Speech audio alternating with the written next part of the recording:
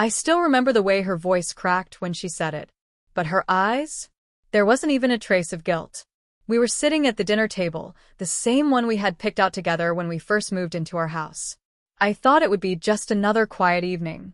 Maybe she'd vent about work. Maybe she'd mention her new gym routine.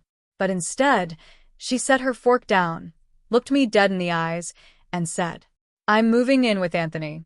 We're having a baby together." Just like that. No warning. No hesitation. In that moment, my entire world stopped spinning.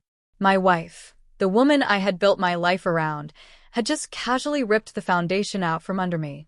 At first, I genuinely thought it was some kind of twisted joke. I even laughed, expecting her to do the same. But her expression didn't change. Cold, serious, emotionless. She wasn't joking. It felt like my heart had been slammed against concrete. And the first thing I asked wasn't even why. It was when. When had the vows we made stopped meaning anything to her? When had Anthony, her so-called work friend, become more important than the man who had stood beside her through everything?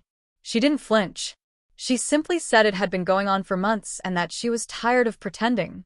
She said she wanted a life with him. I wanted to explode. I wanted to yell, to break something. But I didn't. I just sat there, frozen.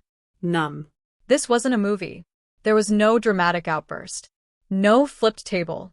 I was calm. Too calm. And that seemed to unnerve her. She expected me to beg, to cry, to fall apart. But I didn't.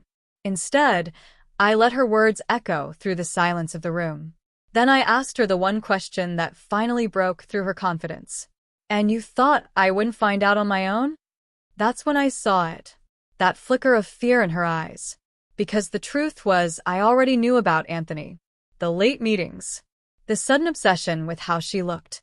The way her phone never left her hand. I saw it all. I even followed her once, just once, and watched as she walked right into his apartment. So while she thought she was dropping a bomb on me, all she was really doing was confirming what I had already pieced together. She tried to justify it. Said Anthony made her feel alive again. Said he gave her attention and passion that had faded from our marriage. I didn't interrupt her. But in my mind, all I could think about were the years I'd sacrificed for her. The overtime. The dreams I put on hold.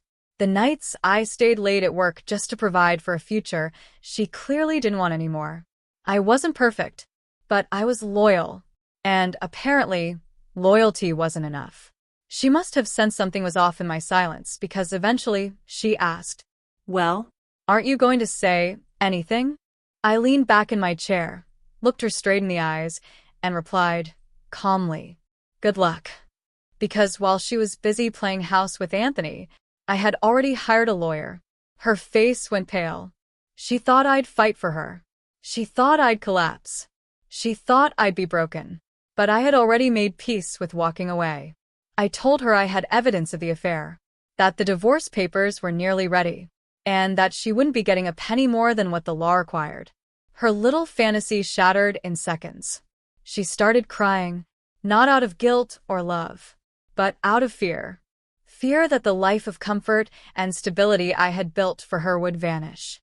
Fear that Anthony, her supposed savior, might not be so eager when things like diapers, rent, and responsibility came into the picture.